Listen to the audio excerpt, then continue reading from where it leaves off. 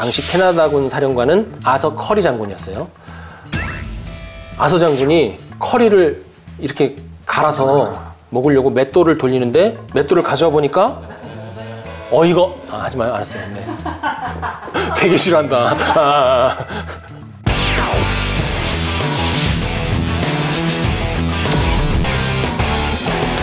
우리가 지난 몇 주 동안 제1차 세계대전의 결정적 전투들에 대해서 알아봤는데요. 이 전투 우리 계속 얘기했잖아요. 뭐다? 찐고구마다. 찐고구마 10개를 물없이 먹은 것 같은 그런 답답하고 지리한 소모전에 대해서 말씀드렸는데 듣느라고 고생 많으셨습니다.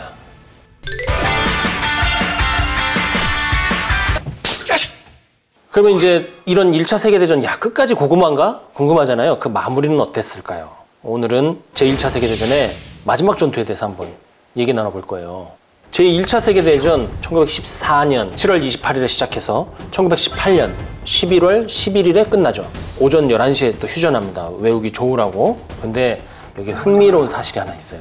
공식 기록에 전투라고 이름이 붙은 교전의 마지막이 1918년 11월 4일로 돼 있어요. 쌍브르 전투. 이게 마지막으로 돼 있어요. 그런데 이 상식적으로 한번 생각을 해보시자고요. 유럽 대륙 전체에서 1000만 명이 넘게 죽고 다친 이 전쟁의 휴전일이 1918년 11월 11일이죠. 그러면 4일부터 11일까지 일주일 동안 그냥 가만히 있었을 거란 얘기잖아요. 그거는 불가능하죠. 국가, 군대라는 곳의 특성상 한 치의 땅이라도 더 차지하려고 끝까지 싸운단 말이에요. 또 전우를 잃은 장병들의 그 적개심은 어때요? 어디선가에는 교전이 일어나고 전투가 벌어진단 말이에요. 그래서 찾아보니까 있어요. 1차 대전 진짜 마지막 전투 1918년 11월 11일의 몽스 공략입니다. 그러다 보면 이제 몽스 어디냐? 몽스. 벨기에의 몽스라고 있는 곳이죠. 나토라고 유럽 방위기구 있잖아요. 여기에 유럽 연합군 최고사령부가 있어요. 유럽 연합군 최고사령부가 몽스에 있습니다. 여행지로도 굉장히 유명하죠. 벨기에 소도시지만 풍경도 아름답고 도시 자체가 유럽 근세를 배경으로 한 영화 세트장처럼 생겼다고 해요. 그래서 네덜란드 화가 빈센트 반 고흐가 여기서 화가의 꿈을 키웠대요. 얼마나 아름다우면 여기서 화가의 꿈을 키웠겠어요. 어쨌든지 간에 1918년 11월 11일이 제1차 세계대전의 마지막 날이거든요. 그러면 11월 10일 그 앞에 뭐가 있었나? 1918년 연합군의 100일 공세가 있었어요. 100일 공세에 대해서 잠깐 말씀드리면 제1차 세계대전의 결정적인 공격작전이었어요. 주로 독일군이 차지한 서부전선의 주요 지형 지물을 연합군이 되찾는 것이 목표였죠. 최종적으로는 이 전선을 전쟁 이전 상태로 되돌린다. 즉 독일군을 프랑스와 벨기에로부터 완전히 몰아낸다. 이것이 작전 목표였습니다. 유명한 전투로는 뭐 아미엥 전투, 깡브레 전투가 이게 포함이 되죠. 이때 캐나다군도 100일 공세에 참가합니다. 벨기에 몽스에서 가까운 곳에 발랭시엔이라고 있어요. 독일군이 발랭시엔, 몽스 이 일대를 뺏기지 말라 이 특명을 받아가지고 아주 격렬하게 저항을 했어요. 그래서 굉장히 힘든 전투였습니다.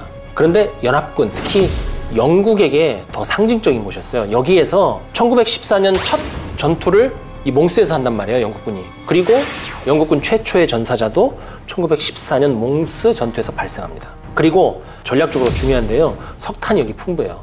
여기야말로 그러니까 상징적으로나 물질적으로나 영국을 포함한 영연방이 스스로 힘으로 되찾아야 될 그런 전장 중에 하나였던 거죠. 이때 이 임무를 맡은 게 캐나다군이에요. 몽스 공략에 대한 자료가 많이 남아있지는 않습니다. 아주 작은 작전이었고 캐나다군의 단독 작전이었기 때문에. 그런데 남은 기록으로 추정해 보건대 캐나다군의 몽스 점령 지시가 떨어진 것은 11월 9일경이었던 것 같아요. 당시 캐나다군 사령관은 아서 커리 장군이었어요. 이 아서 커리 장군 당시 연합군에 소속된 다른 국가 장군들하고 비교해도 리더십이나 전술적인 측면에서 더 뛰어난 바가 많은 우수한 장군이었어요. 아서 커리 장군은 지형 정찰을 성실히 하고 작전 계획을 다양하게 구상을 하고 토론을 많이 합니다. 특히 이제 몽스를 차지하기 위해서는 도시 지역 작전을 수행을 해야 됐어요. 이게 이제 1차 세계대전 말기에 대두된 또 다른 현대전의 특징인데 도시 지역 작전에서는 워낙 통제할 수 없는 우발 상황이 많기 때문에 피해가 많이 발생합니다. 그래서 울며 겨자 먹기로 캐나다군이 공격을 하긴 해요. 11월 11일 오전에 기습 공격을 하기로 하죠. 통상 방어하는 부대가 가장 취약한 게 새벽 3시, 4시잖아요. 그래서 새벽 3시부로 공격 대기 지점을 통과해라 이렇게 지시를 합니다. 그래서 새벽 3시에 이상 없이 공격 대기 지점을 통과를 하고 03시 10분부로 공격 개시선을 통과했다고 해요.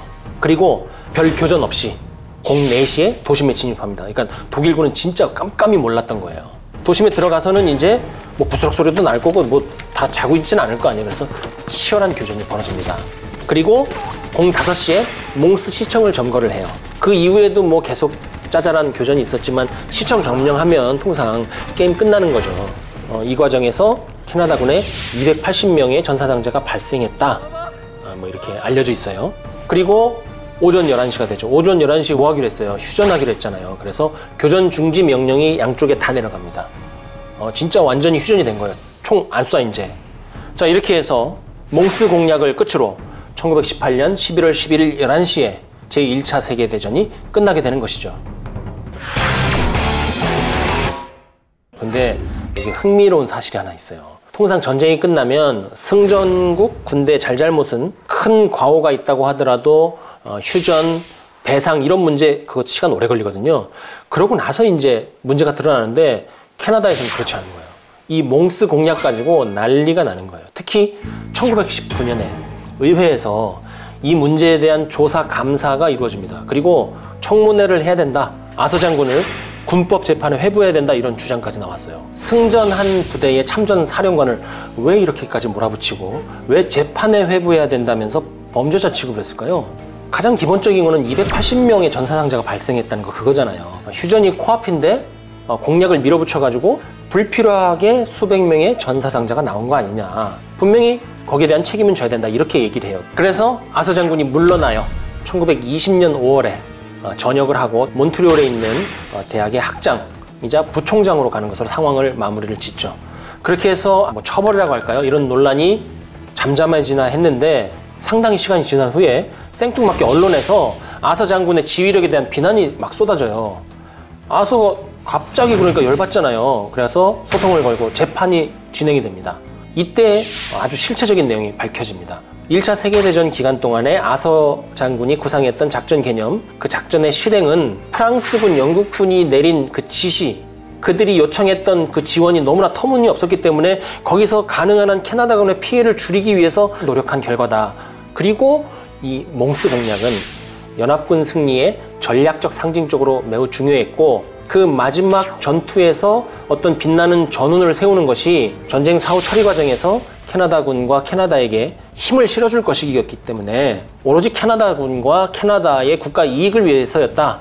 이것이 이제 재판을 통해서 밝혀지는 거죠. 그리고 또 이게 밝혀져요. 이게 밝혀지고 나서 게임이 완전히 끝났어.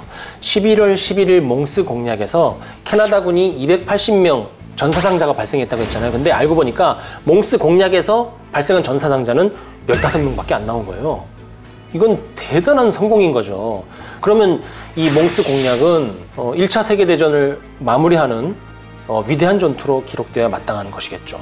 그래서 뭐 소송은 당연히 아서 장군이 이겼죠. 자, 그럼 1차 세계대전 한번 정리를 해보시죠. 1차 세계대전의 특징, 소모전이라고 말씀드렸잖아요. 연합군 피해는 전사자 550만 명, 부상자 1,300만 명, 실종은 400만 명이 넘어요. 그러니까 총 사상자가 2천만 명이 훌쩍 넘죠. 그리고 이 동맹군 측의 피해도 만만치 않았는데 전사자가 430만 명, 부상자가 840만 명, 실종자가 360만 명. 그래서 1차 세계대전에 참전한 19개 국가에서 총 3천만 명의 전사상자 및 실종자가 나온 겁니다. 민간인 피해는 지금 여기 넣지도 않은 거예요. 상상하기 힘든 끔찍한 숫자인 거죠. 1918년 11월 11일에 휴전 선언이 되고 그리고 그 이후에 휴전 협정을 맺고 배상에 관한 조약들을 맺는데 1차 세계대전 그런 얘기를 하잖아요.